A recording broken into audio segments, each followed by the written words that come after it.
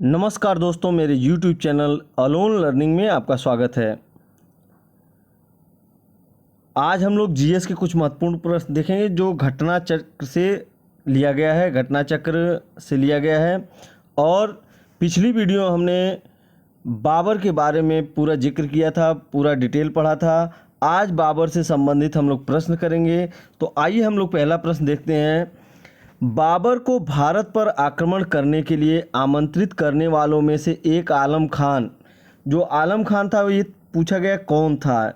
तो ऑप्शन है इब्राहिम लोदी के संबंधी थे तथा वह दिल्ली के राज सिंहासन के दावेदार थे। अगला ऑप्शन है इब्राहिम लोदी के संबंधी थे जिनसे दुर्व्यवहार किया गया था तथा उसे देश से निष्कासित कर दिया गया था। सी ऑप्शन है दिलावर खान, जिसे इब्राहिम लोदी के हाथों क्रूर व्यवहार मिला के पिता थे। और डी है पंजाब प्रांत के उत्तराधिकारी थे जो अपनी जाति के प्रति इब्राहिम लोदी के व्यवहार से अत्यधिक असंतुष्ट थे। तो इसका आंसर क्या हो जाएगा? आंसर ए है इब्राहिम लोदी के आलम खां इब्राहिम लोदी का चाचा था।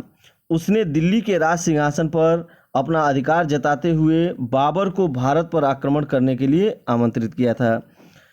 1524 में बाबर के चौथी बार भारत अभियान के दौरान दिल्ली के सुल्तान इब्राहिम लोदी तथा पंजाब के गवर्नर दौलत खां के साथ कटु संबंध हो गए थे। सुल्तान इब्राहिम लोदी ने दौलत खां को राजधानी आने का आदेश दिया, जिसका दौलत खां ने उल्लंघन किया।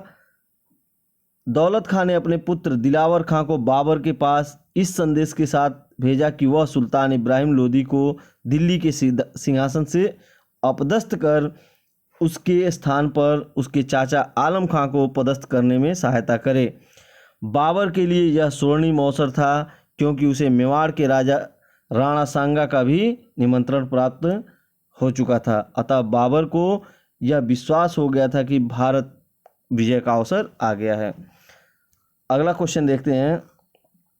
मध्यकालीन भारत के मुगल शासक वस्तुतः थे, पूछा गया है मध्यकालीन भारत के मुगल शासक वस्तु थे। तो अब आंसर क्या हो जाएगा? सी है चगताई तुर्क। आंसर चगताई तुर्क थे। तो मुगल शासक वास्तव में तुर्की चगताई नामक शाखा के थे।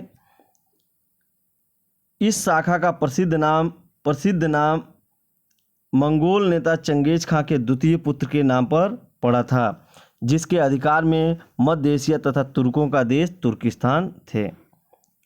अगला क्वेश्चन देखते हैं।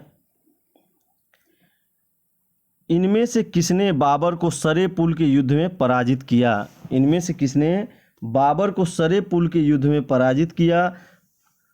था। ऑप्शन ए है अब्दुल्ला खां, बी शैबानी खां, सी अब उबैदुल्ला खां और डी जानी बेग। तो आंसर बी है शैबानी खां। तो इसका डिटेल देखते हैं। शैबानी खां ने 1501 ईस्वी में सरे पुल के युद्ध में बाबर को पराजित किया। ये याद रखना बार बार, सरे पुल के युद्ध में पराजित किया था और 1501 ईस्वी में पराजित किया था। मध्य एशिया से बाबर को खदेड़ दिया। इस युद्ध में उज्बेगों की युद्ध नीति तुलगमा पद्धति का प्रयोग शैबानी खां ने बाबर के विरुद्ध किया।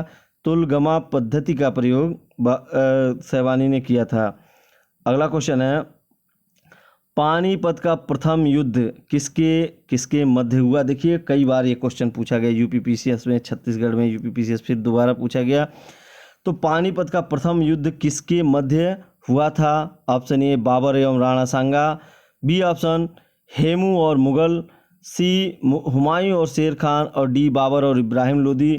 तो पानीपत का प्रथम युद्ध जो हुआ था वह बाबर और इब्राहिम लोदी के बीच हुआ था 1526 में। कब हुआ था? 1526 में हुआ था।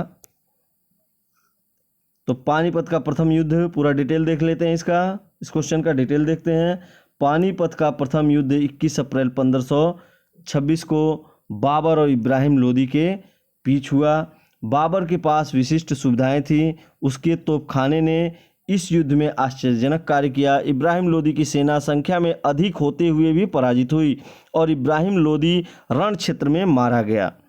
फलस्वरूप दिल्ली और आगरा पर बाबर का अधिकार हो गया। 27 अप्रैल 1526 को बाबर ने अपने आप को बादशाह मुगल साम्राज्य की नींव डाली।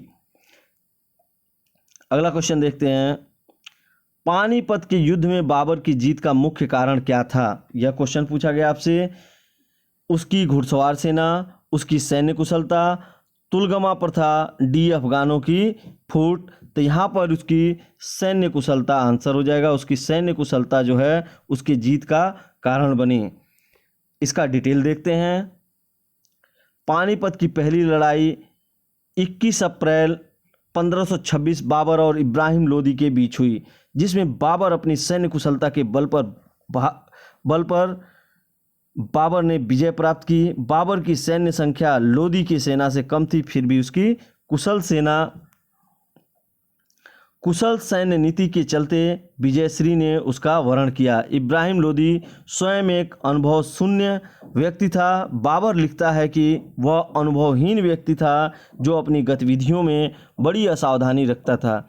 वह बिना किसी व्यवस्था के आगे बढ़ता और रुकता तथा बिना किसी दूरदर्शिता के संघर्ष में लीन हो जाता था। तो ये डिटेल था क्वेश्चन का। अगला क्वेश्चन देखते हैं, निम्नलिखित में से किस युद्ध में एक पक्ष द्वारा प्रथम बार तोपों का उपयोग किया गया था? पहली बार तोपों का उपयोग किया गया निम्नलिखित में से किस युद्ध में? तो आंसर यदि देखें, ऑप्शन है पानीपत का प्रथम युद्ध, बी खानवा का युद्ध, सी प्लासी का युद्ध, डी पानीपत का युद्ध। तो यह पानीपत के प्रथम युद्ध में जो है पहली बार तोपों का प्रयोग किया गया था। पहली बार तोपों का प्रयोग पानीपत। अगला क्वेश्चन देखते हैं, इसका डिटेल भी इस क्वेश्चन का देख लेते हैं पहले।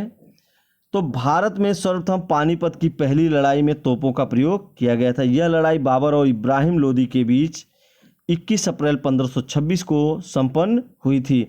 बाबर की तोपों का संचालन उस्ताद अली कुली एवं बंदूकचियों का नेतृत्व मुस्तफ़ा ने किया था। इस युद्ध में बाबर की सफलता का सर्वप्रधान कारण उसका विशाल तोपखाना था। उसका विशाल तोपखाना इसकी सफलता का सर्वप्रथम कारण था। अगला क्वेश्चन देखते हैं। अगला क्वेश्चन है, बाबर की इब्राहिम लोदी पर विजय का कारण था। तो आंसर क्या हो जाएगा? आंसर बी, उसका तोपखाना था। अगला क्वेश्चन देखते हैं, पानीपत की पहली लड़ाई में बाबर ने किसको हराया? तो अभी देखा गया सारा डिटेल। पानीपत की पहली लड़ाई में किसको हराया था? इब्राहिम लोदी को, और यह 1526 में हुआ था, 1526।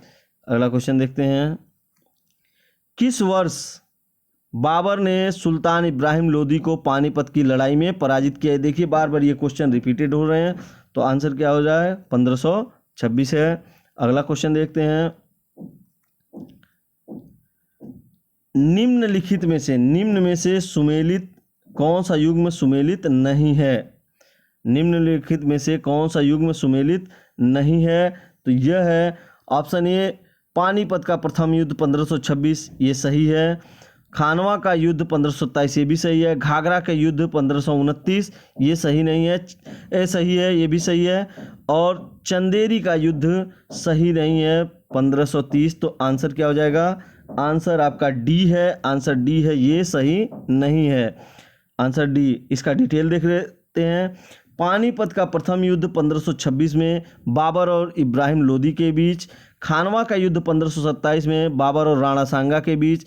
घाघरा का युद्ध 1529 ईस्वी में बाबर और अफगान शासकों के बीच। जबकि चंदेरी का युद्ध 1528 में बाबर और मेदिनी राय के बीच हुआ था। अतः विकल्प डी सुमेलित नहीं है। अगला देखते हैं क्वेश्चन, निम्नलिखित पर विचार कीजिए। बाबर के भारत में आने के फलस्वरूप उपमहाद्वीप में बारूद के उपयोग की शुरुआत हुई। दूसरा है ऑप्शन, इस क्षेत्र की स्थापत्य कला में मेहराब और गुंबद बनने की शुरुआत हुई। और तीसरा है, इस क्षेत्र में तिमुरिद राजवंश स्थापित हुआ। नीचे दिए गए कूट का प्रयोग कर सही उत्तर चुनिए। तो इसमें आंसर क्या हो जाएगा, केवल बी है आंसर, केवल बी, केवल केवल 3, बी आंसर हो जाएगा केवल 3। तो ये मन इसमें क्या है, इस क्षेत्र में तैमूरी तिमुरुद राजवंश स्थापित हुआ था और वो दोनों गलत है। तो इसका डिटेल देख लेते हैं। पहली बार 14वीं शताब्दी में बहमनी और विजयनगर राज्य के बीच तोपों के इस्तेमाल की जानकारी मिलती है, जिससे स्पष्ट है कि बाबर के भारत आने से पूर्व बारूद का उपयोग शुरू हो चुका था। जहीरुद्दीन मोहम्मद बाबर, बाबर की धमनियों में एशिया के 2 वीर जातियों का रक्त प्रवाहित था। माता की ओर से वह चंगेज खां मंगोल, ये याद रखना, चंगेज खां मंगोल का वंशज तथा पिता की ओर से तैमूर का वंशज था। पिता की ओर से तैमूर और माता की ओर से वह मंगोल चंगेज खां का। अतः बाबर के सत्तारूढ़ होते ही इस क्षेत्र में तैमूरी राजवंश स्थापित हुआ। तैमूरी राजवंश स्थापित हुआ। तैमूर प्रभुसत्ता के दैवी अंश के साथ ही संप्रभु के अविभाज्य सत्ताधिकार में विश्वास करता था। बाबर ने भारत में इस्लामी वास्तुकला को स्वयं किसी प्रकार प्रभावित नहीं किया, परंतु बाबरनामा में उसने स्थानीय वास्तुकला में संतुलन या सुडौलपन के अभाव का वर्णन किया है। उसने आगरा में एक उद्यान का निर्माण करवाया। उसने पानीपत की मस्जिद का निर्माण किया जो कि ईंटों से निर्मित था। हुमायूं ने दीन पनाह नगर की नींव रखी जो रोड़ी की बनी हुई थी और सामान्य भवनों की महलों के रूप में परिवर्तित किया गया। अगला क्वेश्चन देखते हैं।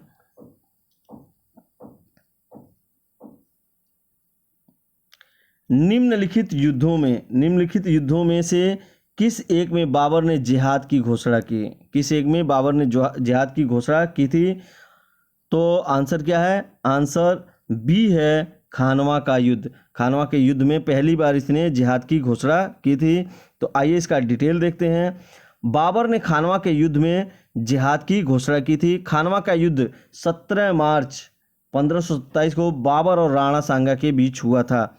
इस युद्ध में राणा सांगा पराजित हुआ और इसी युद्ध में विजयश्री मिलने के उपरांत बाबर ने गाजी की उपाधि धारण की थी।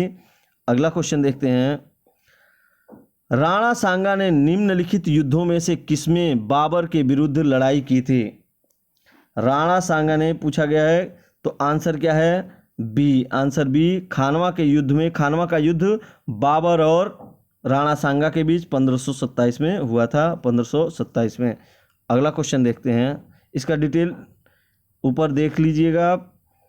मेवाड़ के जिस राजा को 1527 में खानवा के युद्ध में बाबर ने हराया था वह था, यह दूसरी तरीके से फिर क्वेश्चन पूछ दिया गया वही क्वेश्चन, तो यह कौन था? राणा सांगा था। खानवा के युद्ध में 1527 को राणा सांगा को बाबर ने पराजित किया था। यह पीसीएस 2004 का मेंस का है क्वेश्चन। अगला क्वेश्चन है, खानवा के युद्ध में कौन पराजित हुआ था? तो यहाँ पर फिर से वही क्वेश्चन, देखिए बार बार ये क्वेश्चन पूछे गए हैं। राणा सांगा, खानवा के युद्ध में कौन पराजित हुआ था? राणा सांगा पराजित हुआ था। अगला क्वेश्चन देखते हैं। भारत के मुगल शासक बनने पर जहीरुद्दीन मोहम्मद ने नाम रखा, तो नाम इसने क्या रखा? बाबर रखा। आंसर ए है, इसने बाबर रखा। तो इसका डिटेल देख लेते हैं। बाबर का पूरा नाम जहीरुद्दीन मोहम्मद बाबर था। जहीरुद्दीन मोहम्मद बाबर था पूरा नाम। इसका जन्म 14 फरवरी 1483 को फरगना में उमर शेख मिर्जा एवं कुदलुग निगार खानम के घर हुआ था। पिता की मृत्यु के बाद लगभग 12 वर्ष की अल्पायु में 1495 में वह फरगना के सिंहासन पर बैठा। पानीपत के प्रथम युद्ध में विजय के पश्चात 27 अप्रैल 1526 को बाबर ने अपने को बादशाह घोषित करके भारत में मुगल साम्राज्य की नींव डाली। अगला क्वेश्चन देखते हैं। बाबर ने सर्वप्रथम बादशाह की पदवी धारण की थी। ऑप्शन ए है फरगना में, बी काबुल में, सी दिल्ली में, डी समरकंद में। तो आंसर बी हो जाएगा काबुल में। आंसर बी काबुल में हो जाएगा आंसर। अगला क्वेश्चन देखते हैं, इसका डिटेल भी देख लेते हैं पहले। बाबर ने अपने फरगना के मध्य शासनकाल में 1501 ईस्वी में समरकंद पर अधिकार किया, जो मात्र 8 महीने तक उसके कब्जे में रहा। समरकंद और फरगना का शासन उसके हाथों से निकल जाने के बाद उसने काबुल की ओर रुख किया। 1504 ईस्वी में काबुल विजय के उपरांत बाबर ने अपने पूर्वजों द्वारा धारण की गई उपाधि मिर्जा का त्याग कर नई उपाधि पादशाह धारण किया था। अगला क्वेश्चन देखते हैं। बाबर के साम्राज्य में सम्मिलित थे, ऑप्शन ए है काबुल का क्षेत्र, बी पंजाब का क्षेत्र, सी आधुनिक उत्तर प्रदेश का क्षेत्र और चौथा आधुनिक राजस्थान का क्षेत्र। तो इस कूट का नीचे कूट दिया गया है, तो आंसर सी हो जाएगा। आंसर सी 1 2 3 तीनों सम्मिलित था। इसका डिटेल देख लेते हैं। बाबर साम्राज्य में काबुल, पंजाब, आधुनिक उत्तर प्रदेश का क्षेत्र सम्मिलित था, किंतु आधुनिक राजस्थान का क्षेत्र उसके साम्राज्य में सम्मिलित नहीं था। यह क्षेत्र उस समय विभिन्न राजपूत शासकों का शासन का अंतर्गत था। अगला क्वेश्चन है, वह मुगल सम्राट जिसके जीवन से धैर्य व संकल्प में सफलता की शिक्षा मिलती है, तो आंसर क्या है? इसने बहुत ज़्यादा धैर्य दिखाया और सफल हुआ, तो यह आंसर जहीरुद्दीन मोहम्मद बाबर था। आंसर क्या हो जाएगा? ए जहीरुद्दीन मोहम्मद बाबर। इसका डिटेल देख लेते हैं। जहीरुद्दीन मोहम्मद बाबर के जीवन से धैर्य व संकल्प में सफलता की शिक्षा मिलती है। बाल्यावस्था में ही पिता का साया छिन जाने के बावजूद बाबर ने कभी हिम्मत नहीं हारी। उसने साहस एवं धैर्य का ही प्रतिफल था कि उसने भारत में मुगल साम्राज्य की नींव डाली। उसने अपने पुत्र हुमायूं को सलाह दी थी कि संसार उसका है जो परिश्रम करता है। किसी भी आपत्ति का मुकाबला करने से मत चूकना। परिश्रमहीनता और आराम बादशाह के लिए हानिकारक है। यह बाबर ने अपने बेटे हुमायूं को सलाह दी थी। अगला क्वेश्चन देखते हैं। बाबर ने अपने बाबरनामा में किस हिंदू राज्य का उल्लेख किया? तो यहाँ पर इसने बाबरनामा में मेवाड़ हिंदू राज्य का उल्लेख किया था। इसका डिटेल हम लोग देखते हैं। बाबर ने अपनी आत्मकथा में जिन 2 हिंदू राज्यों का उल्लेख किया था, उसमें एक विजयनगर है तथा दूसरा मेवाड़ है। बाबर लिखता है कि जब हम लोग काबुल में ही थे तो राणा सांगा मेवाड़ का शासक ने उपस्थित होकर उसकी ओर से निष्ठा प्रदर्शित की थी और यह निश्चय किया था कि सम्मानित बादशाह इस ओर से दिल्ली के समीप पहुंच जाए तो मैं राणा सांगा इस ओर से आगरा पर आक्रमण कर दूंगा। तुर्की भाषा में बाबर द्वारा लिखित यह ग्रंथ संसार की सर्वश्रेष्ठतम आत्मकथाओं में से स्थान रखता है। चलिए इस क्वेश्चन को भी देखते हैं। नीचे दो कथन दिए गए हैं, जिनमें से एक को कथन ए तथा दूसरे को कारण कहा गया है। कथन है कि बाबर ने बाबरनामा तुर्की में लिखा और कारण है तुर्की मुगल दरबार की राजभाषा थी। ऊपर के दोनों वक्तव्यों के संदर्भ में बताए गए निम्नलिखित में से कौन सा सही है? यह क्वेश्चन पूछा गया आपसे। तो ये देखते हैं। ऑप्शन ए है कि ए और आर कथन और कारण दोनों सही है और ए की सही व्याख्या आर करता है। बी है ए और आर दोनों सही हैं और ए की सही व्याख्या आर नहीं करता है। सी है ए सही है पर आर गलत है। डी ए गलत है पर आर सही है। तो आंसर क्या हो जाएगा? सी। आंसर सी है, ए सही है परंतु आर गलत है, कारण गलत है। इसका डिटेल देखते हैं। मुगल साम्राज्य की आधारशिला रखने वाले जहीरुद्दीन मोहम्मद बाबर ने अपने जीवन संबंधी घटनाओं को एक ग्रंथ में स्वयं ही लिखा। इसे तुजुके बाबरी या बाबरनामा कहते हैं। तुजुके बाबरी या बाबरनामा कहते हैं। यह किताब तुर्की भाषा में लिखी गई, किंतु तुर्की मुगल दरबार की राजभाषा नहीं थी, अपितु यह सम्मान फारसी को प्राप्त था। तो मुगल दरबार की भाषा क्या थी? फारसी थी, तुर्की नहीं थी। तो ये तो सही है परंतु आर गलत है। अगला क्वेश्चन देखते हैं। तुजुके बाबरी किस भाषा में लिखा गया था? तो तुजुके बाबरी तुर्की में लिखा गया था। किस में लिखा गया था? तुर्की में लिखा गया था। अगला क्वेश्चन है, अयोध्या स्थित बाबरी मस्जिद का निर्माण किसने करवाया था? तो अयोध्या स्थित बाबरी मस्जिद का निर्माण मीर बाकी ने करवाया था। किसने कराया? मीर बाकी ने कराया। ऐसी मान्यता है कि मुगल बादशाह बाबर के सेनानायक मीर बाकी ने अयोध्या में बाबरी मस्जिद का निर्माण कराया था। अगला क्वेश्चन देखते हैं। तो यह वीडियो का लास्ट क्वेश्चन था, और यदि यह वीडियो आपको पसंद आया तो इसे लाइक करें, शेयर करें और मेरे YouTube चैनल को सब्सक्राइब करें। और यदि आपको पसंद आए तो इसे लाइक भी करें। धन्यवाद।